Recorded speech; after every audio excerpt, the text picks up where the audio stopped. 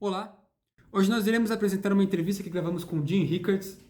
Jim Rickards, ele é autor dos livros Currency Wars, The Death of Money, A Grande Queda, The New Case for Gold, O Caminho para a Ruína e Aftermath, todos New York Times bestsellers.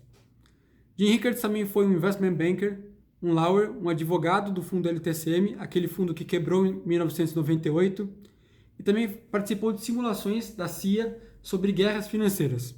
Hoje a gente pergunta para ele a respeito da crise do coronavírus e a geopolítica internacional na economia global.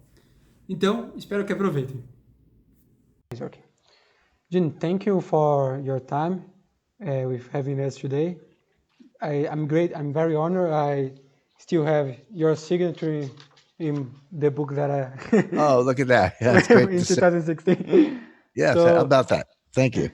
That's great. I'm very happy also, and I want to thank you because a lot of the knowledge about geopolitical and other stuff I took from you in your books. So thank you. This is a great You're welcome. contribution. Thanks. So when I talked to you in 2016, I said that your knowledge, the contents of your books needs to be in schools. Today you are addressing to people in college in Ibmec. So first question is about your books. Your book Currency Wars was very important to the concept of the terms currency wars. Before 2008, you went to the Fed and told them about the current situation at the time about the leverage and capital issues. You predicted 2008 and the next financial crisis after 2008. In your life, what made you understand better the international monetary system? Well, a couple of things. One, before I went to law school, I got a graduate law degree in international economics from one of the top school in the United States. But I was the class of 1974. So I was there in 1973 and 1974. And that was still I call it the tail end of the old Bretton Woods system. A lot of people look at August 15th, 1971, when Richard Nixon suspended the redemption of dollars for gold. But that was meant to be temporary. He said, of course, it's become permanent, but at the time he said this is temporary. And the plan was to have a new Bretton Woods type meeting, which they did in Washington later that year, and kind of devalue the dollar, which would raise the dollar price of gold, work out a new system, et cetera. Now, in the end, none of that happened. Beginning with Germany and Japan and others, they went to floating exchange rates, and we never got back to a gold standard. But it actually took several years to completely unwind gold as a monetary asset. And France, for one country, was insisting very strongly that it remain a monetary asset. So that went back and forth. But my point is, when I was in graduate school, gold was still thought of in monetary terms. And my professors, so I was kind of a 25-year-old graduate student, but my professors were 55 or 60 years old, and they had been the kind of the young guns of Bretton Woods. In other words, when they were 30 years old in the 1950s, they were setting up the Bretton Woods system, setting up the IMF. So they were in many ways the academic and policy founders of the Bretton Woods system. So I was being taught by the people who had created the system at a time when the system was still alive and well. Now, it was very quickly abandoned after that, and we've gone through all the time since, 40 years or whatever, without any kind of gold standard. But I was very grounded in it academically at the time.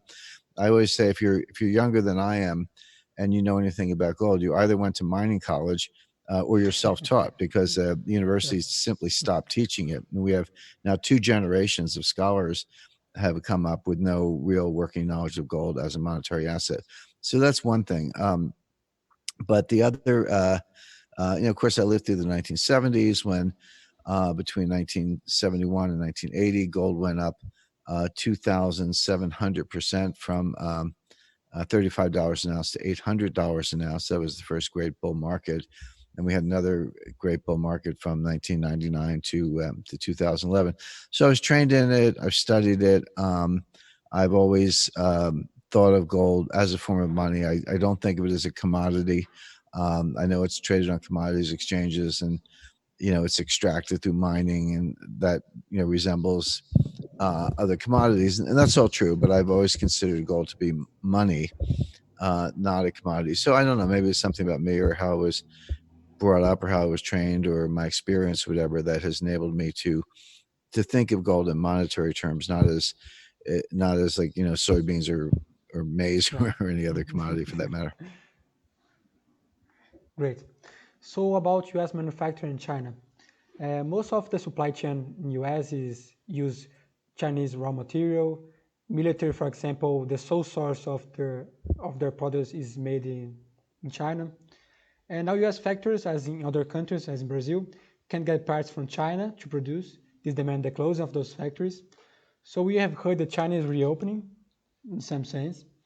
What is the difference between the coronavirus shock, the past shocks? So, and also, which shock will hurt more, the demand side or the supply side? The supply side. If and Well, if this sorry, and if yeah, go this ahead. virus Sorry. and if this virus had been engineered, as some people say, in a weapons laboratory, this type of shock should not hurt China more. Well, a couple of things. Number one, very good question. This is the first economic shock that most economists can think of that was both a supply shock and a demand shock.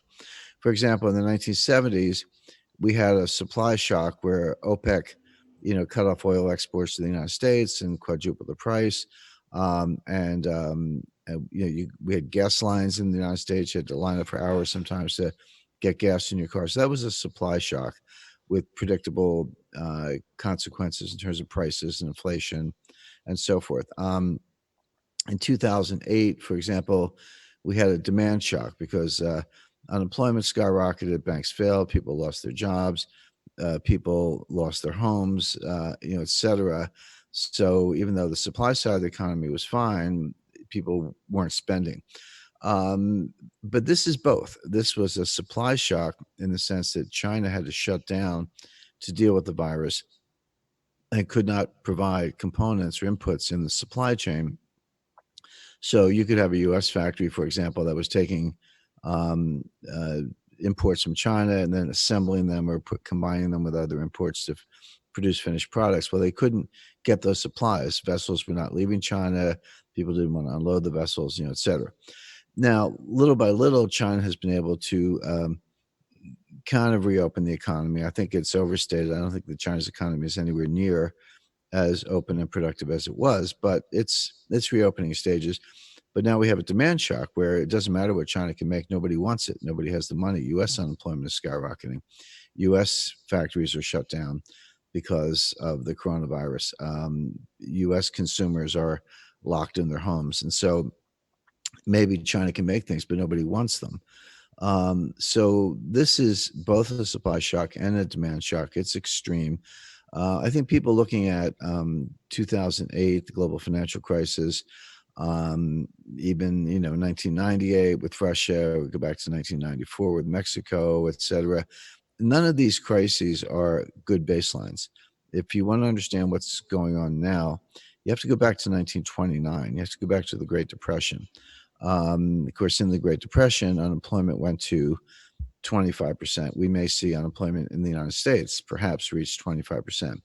But here's the difference. The Great Depression played out in stages, but the 25% unemployment and the 90% drop in the stock market played out over 3 years between 1929 and 1933. Here, everything happened in 3 weeks. So we not only have this simultaneous supply and demand shock, which we've never seen before, but we've never seen movements in prices and stock market indices and unemployment, et cetera, that happen so quickly. So by every measure, this is unlike anything we've ever seen in the United States, outside of, maybe the beginning of World War II, but wars are different. But and so none of the existing models are really adequate for understanding it. When people say, oh, I have a 20-year time series or I have a 10-year time series, or I have correlation models and regression models and so forth, I say throw them all out the window because none of them capture what's going on right now. You'd have to be 95 years old or older to have a living memory of the Great Depression. So what we know about it is maybe we learned from our parents or grandparents or studied it. There are a lot of resources. I'm not saying you can't understand it. I'm just saying that no one alive has lived through it, or very, very few. But and as a result, I think that people don't really understand it. There's a lot of talk in the U.S. right now about what they call pent-up demand, and the idea is that we'll have a V-shaped recovery. So the economy will fall very steeply, very quickly, but it will bounce back, equally steeply on the upside and very quickly. And that's not true. It is going down quickly. That part's true. But when it hits bottom, and we haven't hit bottom yet, but when it does, it's much more likely to come back very, very slowly, not at all fast, not at all strong, for a lot of reasons. Some of these effects will linger. The coronavirus might get under control, but it'll still be around. But more importantly, behavior changes, and it can change for a generation or longer. I grew up in the 1950s. I did not live through the Great Depression, but my parents did, and my grandparents did. And as a young child, you learn from your parents' behaviors. And we saved rubber bands. We collected, the Boy Scouts would go out and collect tin cans and newspapers. And we weren't doing it for, environmental reasons. We were doing it in order not to waste resources. And people didn't spend much. They didn't expend extravagantly. They didn't overborrow. They didn't overpay. All that came later. That was much more characteristic of, say, the 1970s, 1980s and forward, but not in the 50s and 60s. So my point being, the impact of the Great Depression on behavior lasted for 30 or 40 years, through the 1970s. My view is that something very similar is happening right now. The impact of this on everybody, people losing their jobs, hours being cut back, people being ill, people dying, that this will last for a generation. It'll affect people alive today for the rest of their lives. And so therefore I don't expect a quick rebound in the economy. I expect a very slow, drawn out and weak rebound. So an L curve, interesting. Yeah, an L curve, that's right. And then to the extent that there's any growth, there will be growth at some point, but it will be below the recent trend. I say recent, the last we had a 10-year expansion from 2009 to 2020, say an 11-year expansion. Average growth during that expansion in the United States was 2.2%.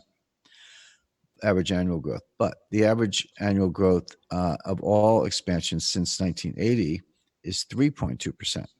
So the recent trend is a full percentage point below the longer term trend.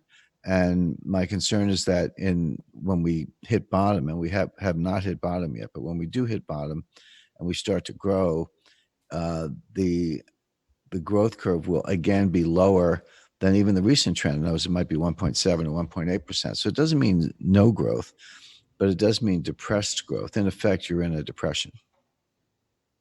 Yeah. So about that, you talked 2008, also your experience in LTCM. So you have worked there. You have participated in the meetings about the bank consortium. That's very interesting. Ian, you put in your book, Death of Money, that it was unthinkable that the Fed would pay out a hedge fund. Today we see the Fed bailing out airline companies and the bond markets also. So about the next financial crisis, you told that probably the IMF or the World Bank need to use SDR, need to use another way to even bail out Fed. That's very interesting. Those Fed economic models are broke. Consider your past experience in LTCM, why Bear Stearns and Lehman Brothers were not bailed out in 2008, and the King dollar had been offset, even with BIS paper puts. The dollar had been the new risk measure in the market, a paper from 2 months ago. Well, a couple of things. Just to be clear, in 1998, the rescue of long-term capital management, and I did negotiate that bailout. The Fed prompted it and kind of catalyzed it, but they did not bail out long-term capital. There was no government money involved. What the Fed did is they called the top bankers, the top 4 or 5 bankers, and said, look, there's a train wreck coming. In effect, you need to come up with a solution. And they did, and that circle was widened to 14 banks at the end of the day. And the 14 banks collectively put up close to $4 billion in capital to, in effect, buy the balance sheet of long-term capital management. But that was a private rescue. It was a rescue, no doubt about it, but it was a private rescue with private money. The Fed acted as a catalyst, but they did not do the bailout. No government money was involved. Now, coming forward to 2008, again, Bear Stearns was not did not go bankrupt. It was purchased by J.P. Morgan. Now the stock crashed. I mean, it was not that long before the crisis. Bear Stearns stock was trading about $130 a share. And I think as a result of the JP Morgan acquisition, they got something like $10 a share, maybe $9 a share. So that stock was down, over 90%. There were enormous losses, but JP Morgan did, at the end of the day, buy them and in effect take over their balance sheet. The one that did file for bankruptcy, and you're right, is Lehman Brothers. But that was really because of mismanagement by Dick Full, the CEO. In other words, the government offered a number of rescues. They could have done a deal with a Korean bank and other sovereign wealth funds or other participants, and Dick Full kept saying no, no, no. And finally they said, okay, we sent the ambulance, you won't get in, so we'll let you crash. Now, whether they would do that again or that was a good decision at the time is debatable, but that's what happened. But here we are now, and you're absolutely right. The Fed has guaranteed or loaned money to, or both, all the big banks, the primary dealers. They've guaranteed the money market funds. They've guaranteed the commercial paper market. They've guaranteed the corporate bond market, the municipal bond market. It's hard to think of anything they haven't guaranteed. And our Congress recently in the past, and the president signed a $2.2 trillion rescue package, if you want to call it that. But buried inside the $2.2 trillion of spending, there was $450 billion earmarked to recapitalize the Fed. So the Treasury is giving money to the Federal Reserve to, in effect, rescue the Federal Reserve's balance sheet. But the Federal Reserve is a bank, so they can take that new money and leverage it 10 to 1, and they will. So the $425 billion of new capital will be turned into about $4.5 trillion of asset purchases. Now, the Fed balance sheet today is about $5 trillion, which is significantly higher than it was at the end of QE3. At the end of QE3 in 2014, the Fed balance sheet was about just under $4.5 trillion.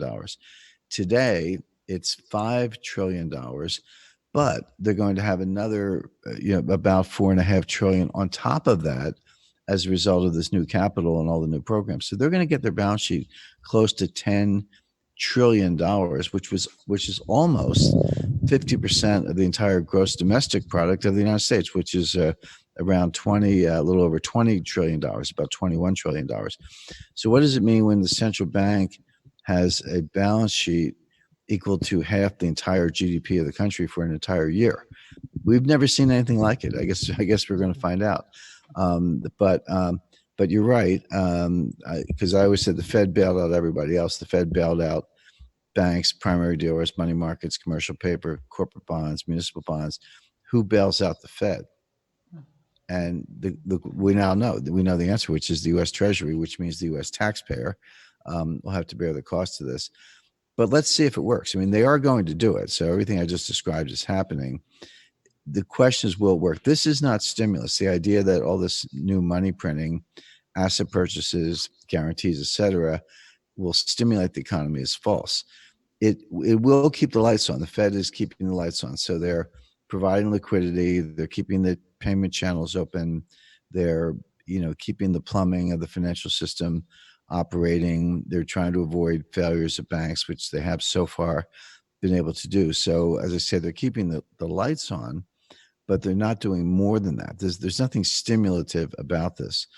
For that matter, the remainder of the $2.2 trillion spending plan, there is no stimulus. There is spending. Yes, they will spend the money, but it will not give the economy a boost. In fact, we might not even get a dollar's worth of GDP for each dollar of spending. You might get, you might borrow a dollar, spend a dollar, and get 90 cents worth of GDP. So not only are you not getting a Keynesian multiplier of 1.2 or 1.3, you're probably getting something more like 0.9. In other words, less than a dollar of GDP for every dollar spending.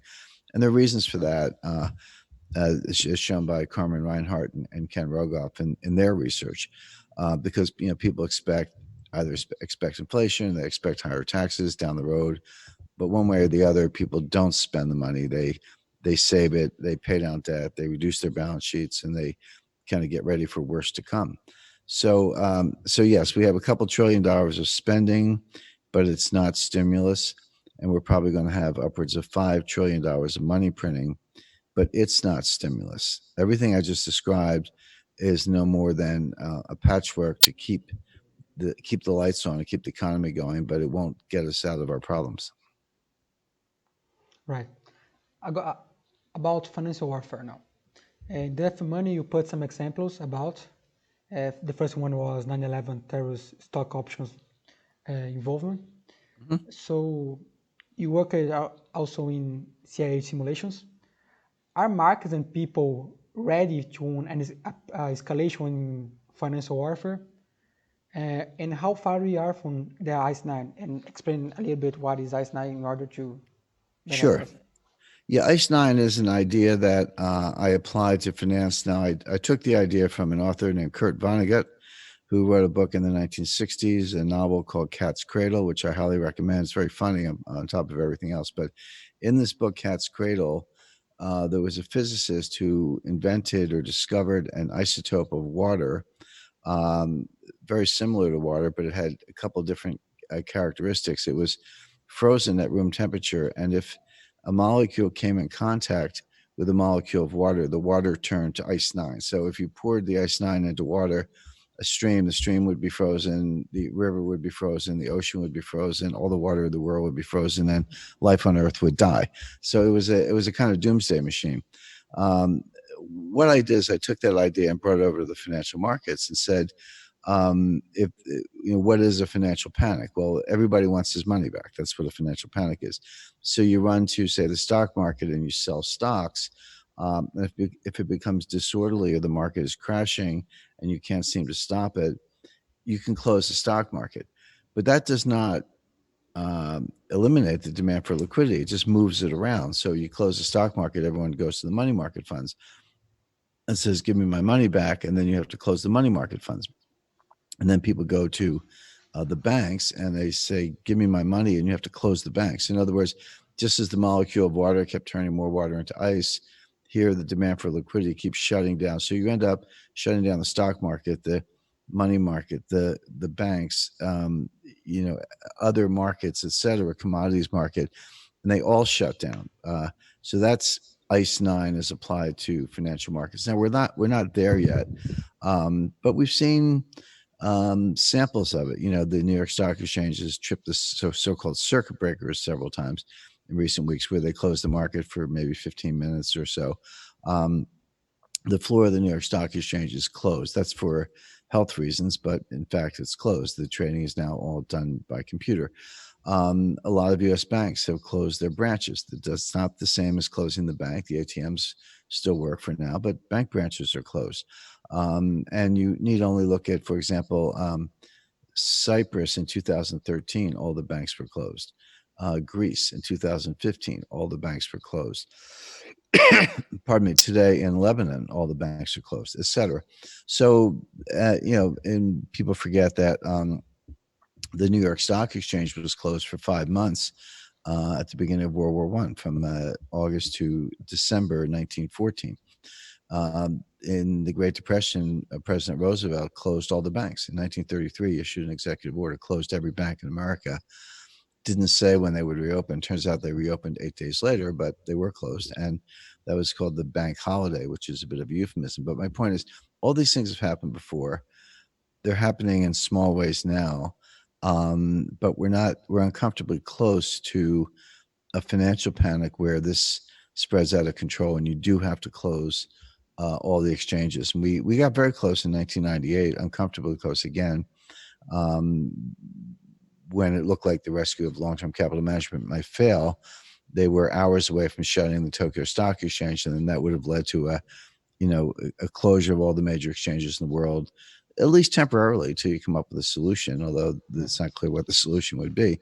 So my point is, people should have other assets that are not subject to financial markets. Those could include real estate, gold, cash. You can have private equity where you still own the company. You're not really relying on an exchange to give you liquidity. There are things you can do with your wealth that would preserve wealth, even in the event of an ICE 9 type of a shutting of financial markets. So I think we're en route to our last question. Let's fuse two of them. So first one, consider the Brexit, One Belt and Road initiative, NATO, and the recent oil price shock. How do you assess the geopolitical in Europe and European Union? And how do you assess US election? Consider that, for example, the coronavirus and the opposite, Biden has some contacts with Chinese with CCP. So yeah, as far as Brexit, I mean, obviously, I think the UK is looking back on that, saying they're glad they chose Brexit. It was obviously controversial and there's a lot of resistance, but now Boris Johnson has made it happen. We hope he gets out of the hospital soon. He's suffering from coronavirus, but Brexit is done, and I think the UK, with hindsight, is pretty happy about it because they're not tied to the European Union. The European Union is suffering very badly right now, obviously because of what's going on with coronavirus, and particularly Italy and Spain. But France is not much better, nor is Germany. So the entire area is suffering. Economically, they're going to, have the same problems the United States has, meaning output is going to drop 20 to 30%. Unemployment's going to go up to at least 10, perhaps even as high as 20%. So it is going to look again like the Great Depression. All that is kind of baked in the pie. People understand that. What they don't know is, what they debate is how quickly we'll come out of it. And my view is that the answer is not very quickly. That it'll be a very long, slow process with a lot of damage and a lot of losses, a lot of lost output along the way. As far as China is concerned, well, just take the U.S. election. Right now, of course, in 2016, at the end of 2016, I happened to be in October, early November. I happened to be on tour, world tour for my book, The Road to Ruin. I was doing a lot of television interviews, but it was a week before the U.S. election, so the anchors would say, Jim, who's going to win the U.S. election? And I said that Trump was going to win. I said it would be close, we'd be up late, but this was at a time when Hillary Clinton was given a 92% chance of winning, and no one thought Trump would win, and I was able to correctly predict that Trump would win. But it was not a lucky guess. I had a model, a proprietary model using Bayesian statistics and behavioral psychology and history and complexity theory and other inputs to get the right results. So using the same model, right now I've got to rate the election as 50-50, really a toss-up. But that's important because Trump could win, but so could Biden. And the markets, as you know, are discounting mechanisms. They look at the future, estimate as best they can, and then price today to reflect future developments. So markets can be thought of as a big mechanism for predicting the future in the form of today's price. The market has struggled to price in the impact of coronavirus, understandably. They've struggled even harder to assess the economic impact, which is difficult for the reasons we've discussed. But they have not even begun to weigh the possibility of President Biden. But let's think about what President Biden means. It means more regulation, higher taxes, Green New Deal, enormous burdens on the U.S. economy, trying to, cozy up to the Communist Party of China, reestablish trade relations that Trump has tried to dismantle, all of which is very, very bad for the U.S. economy. So I don't think stock markets are anywhere near the bottom.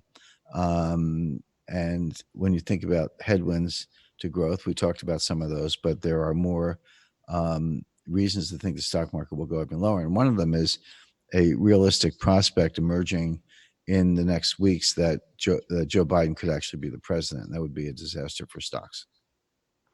Right. Thank you, Jim, for your time. I hope that one day you can come back to Brazil. I hope so. Of course, it may take some time due Yeah. to past events, but it will be Right. very great. Thank you very much. Thank you, and have a Bye-bye. good day.